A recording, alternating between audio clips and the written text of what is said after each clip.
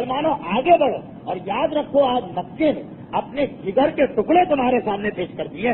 مکے کے بہترین لوگ آ گئے اور وہ اسی لیے آئے, ورنہ عام طور پر تو ایسے مواقع پر غریبوں کو, نوجوانوں کو اور فقیروں کو آگے کیا جاتا ہے, پیسے والے پیچھے بیٹھے محفوظ رہتے ہیں.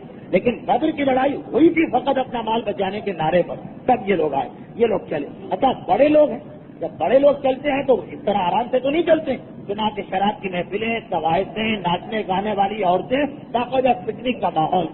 اور پھر یہ سب آدمی بڑے بڑے, اس لیے یہ طے کیا گیا کہ روزانہ, یہ تفصیلات میں اس لیے بتا رہا ہوں کہ آگے جا کے آپ دیکھیں گے پیغمبر اسلام نے مسلمانوں کو تربیت کس طرح دی دشمن کے راز معلوم کرنے کی. یہ طے کیا کہ بھائی یہ 950 آدمی ہے, ہر آدمی پیسے والا ہے.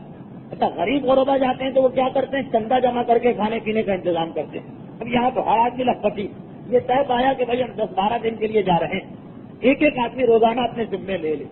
غریبوں کی مسجد میں جب افطار ہوتا ہے تو کس طرح ہوتا ہے, ہر آدمی اپنے گھر سے پلیٹ لے کے آتا ہے, جمع کرو اور افطار کرو.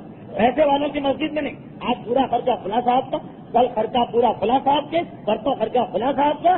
یہ ریزگاری وغیرہ جمع کرنے کی تو جھنجٹ ہی نہیں ہوتی.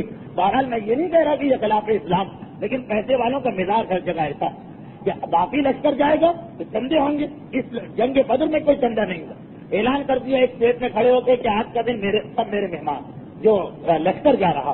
دوسرے اسٹیٹ نے کہا کل میرا, تیسرے نے کہا پرسوں میرا. اس طرح سے یہ لشکر چلا, شور مچاتا ہوا.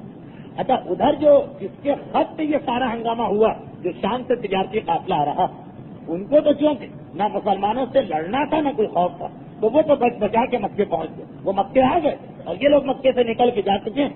وہ جو جوشیلے لوگ ہیں جن کا کام فتنے کو بڑھانا ہے, ان کا کام تو حاصل ہو گیا. اب یہ نکلا ہوا لشکر تو واپس آنے سے رہا. چنانچہ وہ اصل جس کی وجہ سے ڈر رہے تھے وہ تو بڑے اطمینان سے اپنا قافلہ لے کے مکے میں آ گیا. ابو جہل ان لوگوں کو لے کے چلا, بدر کے مقام تک پہنچا. اچھا اب مسلمان مدینے کے اندر بیٹھے ہیں.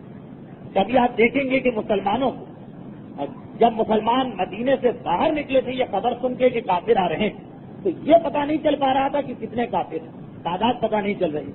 ایک غلام ان کے ہاتھ میں آ گیا مکے والوں کا, اس کو پکڑ لیا مسلمانوں نے.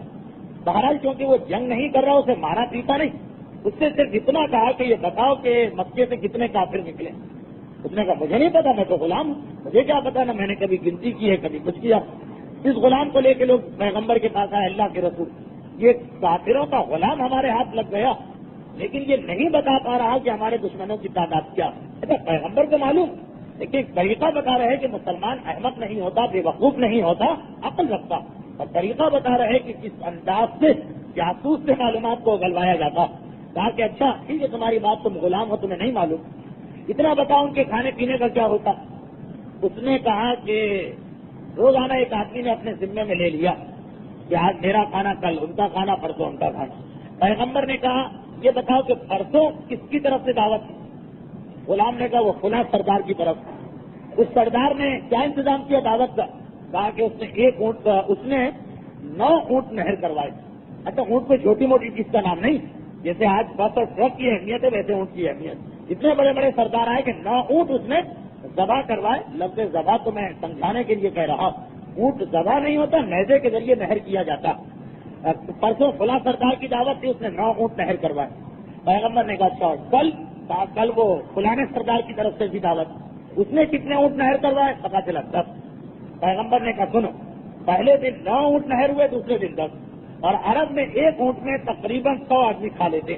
اس کا مطلب یہ ہے کہ اس قافلے کی تعداد 900 اور 1000 کے درمیان, 9 اور 10 اونٹ کا جو ان کا ریشو یا ایوریج چل رہا, اس کا مطلب یہ کہ 900 سے 1000 کے بیچ میں ہے, اور حقیقت میں 950 کافر تھے. ایک طریقہ تربیت دی جا رہی ہے مسلمان کو کہ تمہارا طریقہ کار کیا ہونا چاہیے. احمق, بے وقوف, غبی یا کوئی بھی چیز سنے اور بالکل خاموش, ذہن میں سوال بھی پیدا نہ, یہ مسلمان کا طریقہ نہیں ہوتا. ابھی آپ نے دوران تقریر سنا کہ اگر امام نے کہہ دیا ایک ایسا جملہ کہ جو قرآن کی آیت کے خلاف لگ رہا تھا ایک راوی کو, وہ خاموش نہیں ہوا, اس نے وضاحت امام سے پوچھی, مولا ذرا وضاحت کر. اور ابھی پیغمبر تربیت دے رہے ہیں تو ہر مسلمان کی, ہر مومن کی یہ ذمہ داری قرار دی جاتی کہ وہ اپنی عقل کو استعمال کرنا سیکھے, اپنے ذہن کو استعمال کرنا سیکھے, معاشرے میں احمقوں اور بے وقوفوں کی طرح سے نہیں رہنا, اور ذہن کو ہر طرح استعمال کرے, دشمنوں کے مقابلے میں بھی اور دوستوں کے مقابلے میں بھی. اس لیے کہ کبھی کبھار نادان دوست بھی ہوتے ہیں جو بیچارے اپنی جگہ مخلص بھی ہوتے ہیں, بیچارے کچھ کام بھی کرنا چاہتے ہیں لیکن عقل ان کے پاس کم ہے تو وہ غلط کام شروع کر دیتے ہیں. اب ہمارا یہ فریضہ نہیں کہ اگر وہ غلط کام کر رہا ہم یہ دیکھ کر کے وہ مومن ہے اور یہ کہ بہت کام کرنے والا محنتی آدمی ہے ہم بھی اس کا ساتھ دیں. نہیں, ہمیں یہ دیکھنا ہے کہ کہیں وہ نادان دوست تو نہیں. اس کی ایک چھوٹی سی مثال سن لیجیے. موجودہ صدی تو خیر ہے